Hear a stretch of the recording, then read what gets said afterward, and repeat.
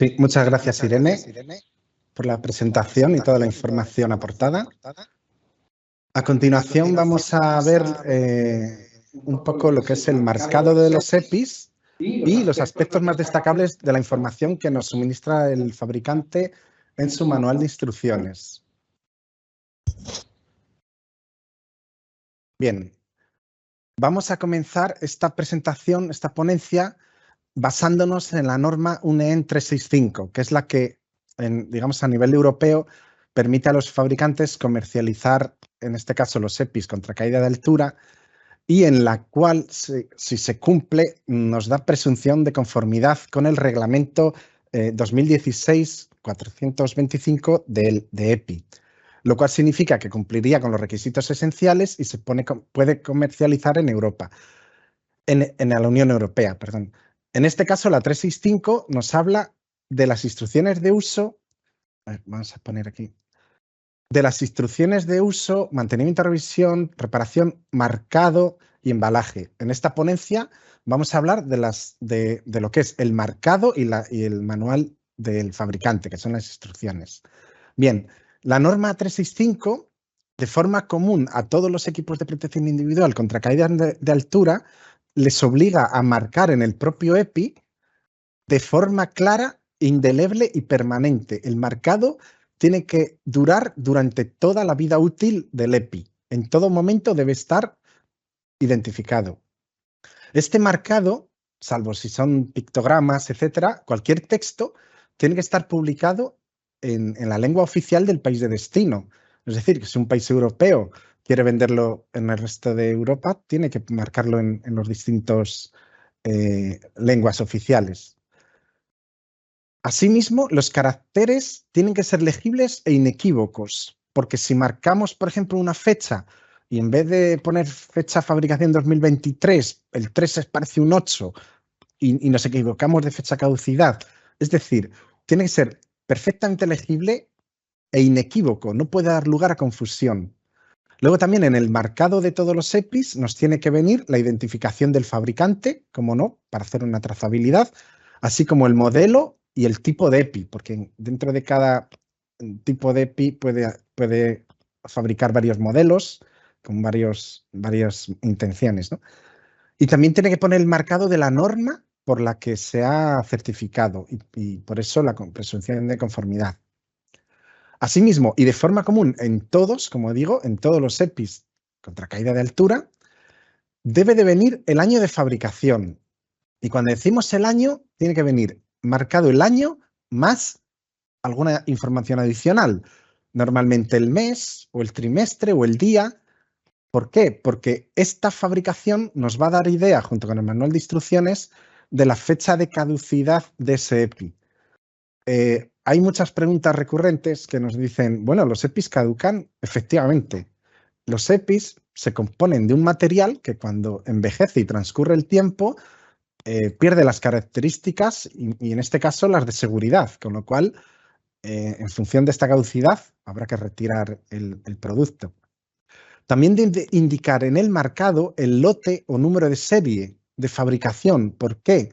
Es importante porque cuando hay algún defecto de fabricación o alguna revisión que tiene que hacer el fabricante, tiene que remitir una circular, que los que trabajéis en este mundo, pues seguramente habéis recibido alguna a lo largo del año, para retirar un lote concreto de un EPI o para mandarlos a revisión, etcétera. Es muy importante. El siguiente marcado que tienen que tener todos estos EPI contra caída de altura es un pictograma. Este pictograma concreto es un librito con una I de información. ¿Y qué significa? Pues precisamente significa que los usuarios deben leer la información suministrada por el fabricante. Antes de usar ese EPI, deben abrir el folleto de instrucciones y leer toda la información. Es obligatorio porque nos va a dar información para poner en práctica durante la utilización del EPI. Bien, hemos mencionado los requisitos comunes a todos los EPIs, ¿no? Pero luego, en función de la norma, porque cada equipo de protección individual se fabrica conforme a una norma concreta, esa propia norma nos añade un marcado adicional y este es el que vamos a ver a continuación. Bien, vamos a desgranar de uno en uno y vamos a mencionar eso que es más importante para el marcado. Por ejemplo, en el arnés anticaídas, bueno, pues es muy importante la obligación de tener una A de anticaídas, como marcado al lado del elemento enganche anticaídas. En estos casos en los que hay un elemento dividido de enganche, suelen ser dos textiles, se tiene que poner o bien A medios en cada uno de los elementos divididos o bien una A con tipo de hormigueo. Eso significa que para que el elemento de enganche funcione y tenga su garantía de seguridad ante una caída, deben de estar conectados a la vez, simultáneamente, a los dos elementos divididos. Bien, bueno, además, pues esa A, pues que tiene que tener al menos 5 centímetros, perdón, y una altura de un centímetro. Bien, el arnés de asiento tiene que tener este marcado, la talla. Tiene que venir la talla para el cual el usuario puede elegir el que mejor le convenga en función de la configuración, ¿no? También el método de cierre. El método de cierre, ¿por qué? Porque tiene unas perneras y un cinturón los cuales hay que ajustar. Entonces, a través de un pictograma se indica ese método. También la carga nominal máxima. Bueno, deciros que en la próxima, que ya está a punto de publicación, la próxima norma, como ha dicho Irene, solo va a tener que ser obligatorio el marcado en la talla. El resto de información no va a ser obligatoria. Bien, en el cinturón de sujeción y o retención, lo que tiene que venir marcado en el propio EPI es la talla, pero en centímetros. Es decir, para tener una idea del perímetro, la talla en centímetros. Y aquellos cinturones que particularmente solo se usan para retención, un sistema de retención, debe de venir con la letra R, marcado claramente de R de retención. Bien, y luego hay cinturones que tienen un elemento de amarre integrado. Este elemento de amarre, si viene con él, debe indicar tanto la carga máxima como la longitud del elemento de amarre. ¿Vale? Eso tiene que venir indicado. En los dispositivos anticaídas deslizantes hay sobre línea rígida o línea flexible. En este caso, en el DAD, el propio dispositivo nos debe indicar un marcado con la orientación correcta, con una flecha hacia dónde va la altura.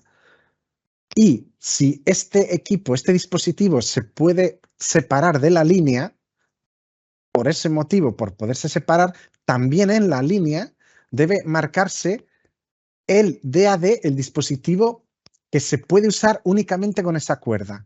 Es decir, si está integrado no hay problema, pero si los fabricantes lo permiten separar, se debe indicar esta información en el marcado. Y aquí una recomendación. No se debería mezclar un dispositivo anticaída deslizante de un fabricante con otra cuerda de otro fabricante. No es recomendable porque puede ser no compatible. El dispositivo anticaída retráctil, que como ha dicho Irene va a haber bastantes cambios el próximo año, ahora mismo lo que viene en el marcado obligatoriamente son las condiciones específicas bajo las que puede emplearse el retráctil, que en este caso, bueno, puede ser vertical, horizontal, inclinado, lo debe de indicar en el propio EPI, así como el modelo o el tipo de dispositivo.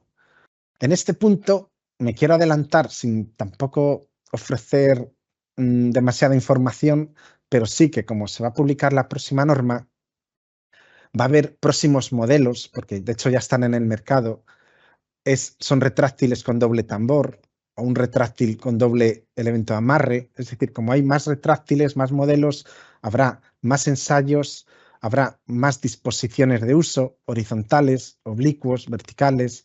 Por todo ello, y ya para una nueva ponencia para el próximo año, supongo, cuando salga la norma, expondremos los nuevos marcados que son bastantes y diferentes y variados, ¿vale? El siguiente EPI, en relación al absorbedor de energía, cuando tiene un elemento de amarre incorporado, el elemento de amarre, debe venir indicado la longitud total del subsistema. En este caso, tiene que ser siempre el cumplimiento menor de 2 metros. ¿No? El absorbedor con el método de amarre nunca puede ser mayor de 2 metros, incluyendo la longitud de todos los componentes, terminales, conectores, etc. Además, en el propio EPI, pues modelo o tipo de dispositivo por si hay varios.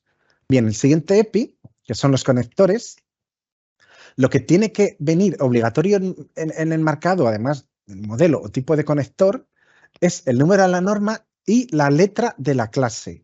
Como bien ha explicado Irene anteriormente, conectores hay varios tipos y en cada uno de ellos es necesario marcar esa letra de la clase.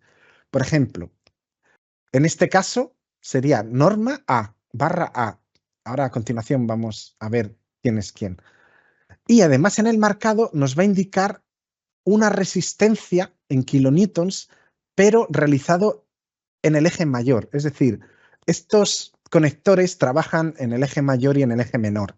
En el marcado nos va a indicar la resistencia en relación al eje mayor porque se ha ensayado en posición cerrado y bloqueado, es decir, la mayor resistencia. De recordar que en el eje menor la resistencia es menor. Entonces, en los marcados de los conectores, el multiuso tendrá una M de multiuso, en el de rosca una Q, en el básico una B. Decimos, bueno, porque a lo mejor en casos se pueden confundir un multiuso con un básico. Bueno, pues tenemos el marcado que nos lo diferencia, o un anclaje de un terminal. Pues el anclaje, el tipo anclaje tiene una A y el terminal una T. ¿Vale? Bien, vamos a pasar a los dispositivos de regulación de cuerda, que según la UNEN 12841 puede haber varios tipos, que como también ha explicado Irene, son ABC o incluso mezclas entre ellos. Es mezcla porque el fabricante hace ensayos para los dos tipos y puede marcarlos simultáneamente. Tiene que venir el diámetro de la línea de anclaje que es válido o compatible para este dispositivo. Normalmente el diámetro son 11 milímetros. Tiene que indicar la carga máxima y un pictograma indicando el tipo de cuerda que es compatible con este dispositivo. Los tipos de cuerda, según la 1891, es tipo A o tipo B. La tipo A, que resiste 22 kilonewtons y tiene un círculo negro, un círculo con un punto negro interior. Este es el marcado que tiene que venir en estos dispositivos. Y también una indicación correcta de la orientación, ¿vale? Porque no cuando lo insertamos en la cuerda puede quedar mal, que no funcionaría, pero bueno, tiene que estar orientado en la posición correcta. Bien, aparte del marcado, vamos a ver aspectos más destacables. ¿Por qué más destacables de la información suministrada por el fabricante? Pues porque el fabricante en el folleto de instrucciones nos aporta muchísima información, una cantidad ingente. Entonces, aquí no tenemos tiempo suficiente para desgranar todo. Vamos a retirar esto y vamos a centrarnos básicamente en la información sustancial. Hay 5 bloques. En la primera, instrucciones de uso. Nos tenemos que fijar en el uso previsto. En el manual de instrucciones, el EPI pone el uso previsto, es decir, no se puede utilizar para otros usos. A lo mejor no nos dice que está prohibido hacer tal o cual, no nos lo pone, pero es que lo que tiene que poner es para qué vale el EPI, ¿vale? O aplicaciones, otras aplicaciones, limitaciones, etcétera. En estos EPIs contra caída de altura tiene que existir un plan de salvamento. Y cuidado, no es que nos va a explicar el plan, nos dice que tenemos que hacer un plan, porque como trabajamos en altura, tiene que haber un plan de rescate y salvamento. Asegurar la compatibilidad, etcétera. Otro bloque de información en el folleto de instrucciones del fabricante es el de mantenimiento, que aquí, bueno, ahora a continuación Javier va a desarrollar este punto. Pero básicamente tiene que indicar pues, los procedimientos de limpieza, cómo se almacena, etcétera. Las condiciones para que ese EPI pueda vivir toda su vida útil y que durante toda la vida útil nos garantice esa seguridad que ofrece el fabricante, ¿no? También tiene que indicar instrucciones de reparación. Ahora bien, en este caso de los EPIs contra caída de altura, la reparación va a ser mínima o nula, porque en el momento que veamos alguna deficiencia o alguna sospecha de que está roto, ha sufrido una caída, etcétera, hay que desecharlo. Con lo cual no va a haber mucho. Revisiones periódicas, que también va a hablar ahora a continuación Javier, pues deben de indicar una serie de requisitos, entre ellos, por ejemplo, la revisión de cada año mínimo por personal competente. Ya sé que personal competente es una de las polémicas, una de las preguntas recurrentes. Al final de la presentación nuestra vamos a intentar explicar quién es esta persona competente. Bueno, asimismo también el propio fabricante en su propio EPI pues nos envía o nos publica una ficha modelo, podemos utilizar otra, pero bueno, está muy completa y hay que rellenarla para incluir una serie de información para su control durante toda su vida útil. Bueno, este es un ejemplo y bueno, ya digo que podemos usar otra o de forma digital o con otros medios más modernos, ¿no? Antes de acabar la presentación, os quiero mencionar aquí la importancia de la revisión de los EPIs, leer el folleto, la información.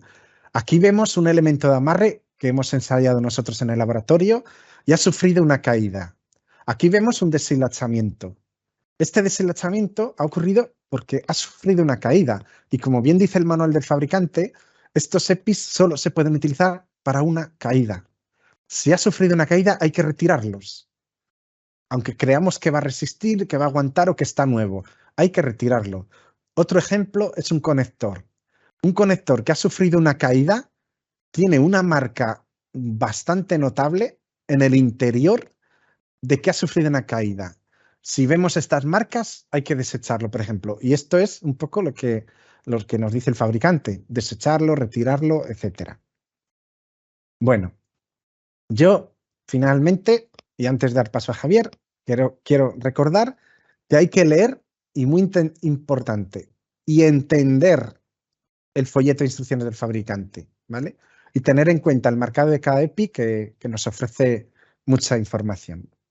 Bien, y sin más, pues doy paso a Javier para que